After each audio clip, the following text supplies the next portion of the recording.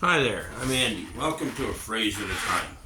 Today we're going to talk about a phrase from General Chuck Yeager, who was actually a fighter pilot. He was a fighter pilot, but he made his fame not so much as a fighter pilot, but he got his name as a test pilot after the war.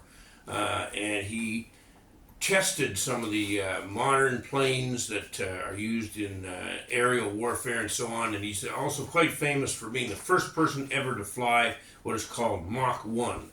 Mach 1 is when you break what is called the sound barrier, which means that the plane actually goes faster than the speed of sound. And as soon as it crosses over that, there's this huge boom called a sonic boom. And if you've ever had the experience of being probably somewhere near an Air Force base, or perhaps just being somewhere out in the country and possibly some planes were from the Air Force were flying there, you might have heard this sound. It's quite ear-splitting. It's very loud. And it's sort of a boom, if you like. Well, it's obviously more severe than that. But you hear this huge boom, and it's because one or perhaps a number of planes have just crossed through that sound barrier and their speed, and that's something that happens, kind of the law of physics, if you like, that caused that. Anyway, Chuck Yeager came up with this quote. He was asked one time about his success and the things that he'd achieved in the fighting during the war and other things that he'd been involved in, and he said this. He said, "The secret of my success is I always managed to fly another day." And it's interesting because when we look at the career of Chuck Yeager, and I'm by no means an expert on his career, but just a few things that I do recall from having read bits and pieces of it at one time or another. Apparently, the day before he was due to fly the test flight in which they broke what's called Mach 1, which means that the plane goes faster than the speed of sound. It was obviously a big deal because at this time it had never been done. So anytime you do something that is the first time, especially something like this, it's quite momentous.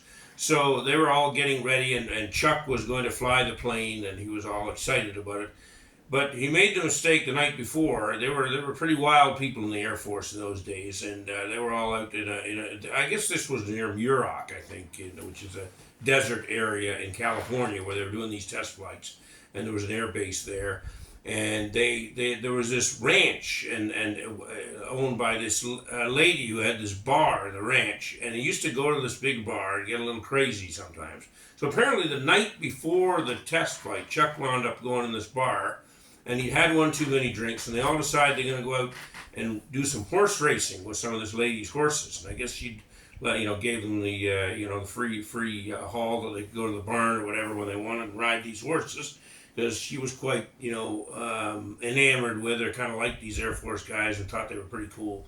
So anyway, a bunch of them get on, including Chuck, and they're racing these horses in the sort of dark of the night, and Chuck fell and banged up his ribs. And in fact, I think he cracked or broke a rib, but anyway, had no business flying the next day. But there was no way he was going to call it off, and he's like, how am I going to open? The biggest problem he thought was, how in the heck am I going to open and close the hatch over top of me in the plane?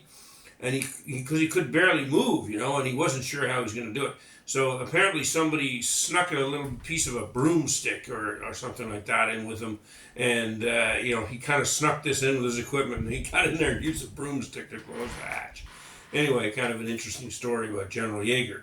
But it's interesting because I think when we think about this is actually a pretty simple quote, really. But obviously, living to fly another day, when he talked about it, was quite a literal thing because he flew in a number of situations that were quite dangerous and that could have gone either way. And a lot of people did die. I mean, there was, they used to talk about, I think they said in those days, auger in was the phrase they used.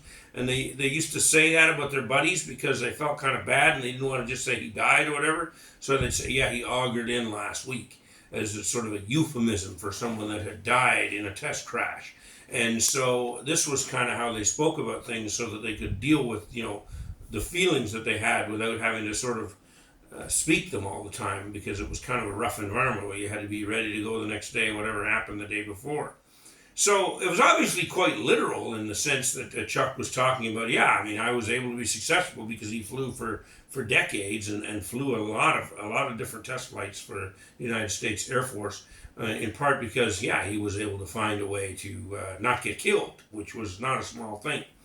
Of course, as I'm sure you can appreciate, the thinking of it, looking at it as flying another day, has another level to it. A lot of us are not involved on a day-to-day basis in doing things, or maybe some of us are, but a lot of us are not involved in a day-to-day basis of doing things which may claim our lives. Although, of course, one day we're all gonna find out. We don't wake up the next day. We know that day is coming for all of us. Yet, in terms of the visceral danger to us, it might not be, something that we have to think about all the time. But Yeager, of course, is talking, as we can realize, there's another level to this, and this is where this phrase obviously is helpful to you and I, is living another day, fighting another battle, realizing that you don't have to give up or feel too bad because everything fell apart today. Some days you're going to have those days when nothing seems to work, nothing seems to fit, everything seems to go wrong. And really, the biggest thing you can do when you get into one of those situations, get into one of the days, is just say, okay, we'll just try to smile, do the best you can, get through today, and live to fight another day, live to play another day. And don't take it too serious, because it's just what's going on right now, and you work through it, and things are going to improve. And that, I think, is the biggest takeaway from this, is just fight another day. Just look at it and say, oh yeah, well, we can get through this. And there's a saying that I'm not sure if it's a biblical saying. I think it is in part, but people often say, this too shall pass. And it's like, so you're in this situation and it's rough, but just work with it as it is now and as it is unfolding at the time that you're at, and realize that you can overcome it, that you'll move forward, and tomorrow's another day and you'll work through it. And that, I think, is sort of the biggest takeaway from this, is, yeah, you're going to fly another day. You're going to fight another day. So no matter what it is, no matter how bad it may seem, no matter how rough it may seem, just work through it, do the best you can, and know that, yes, you will live to fight another day, fly another day, and the sky's the limit. I'm going to leave it there for now. This is a phrase at a time with Andy, and please, if this video has been valuable to you, please like, subscribe, share, and I'd love to hear your thoughts down below. Blessings. Goodbye for now.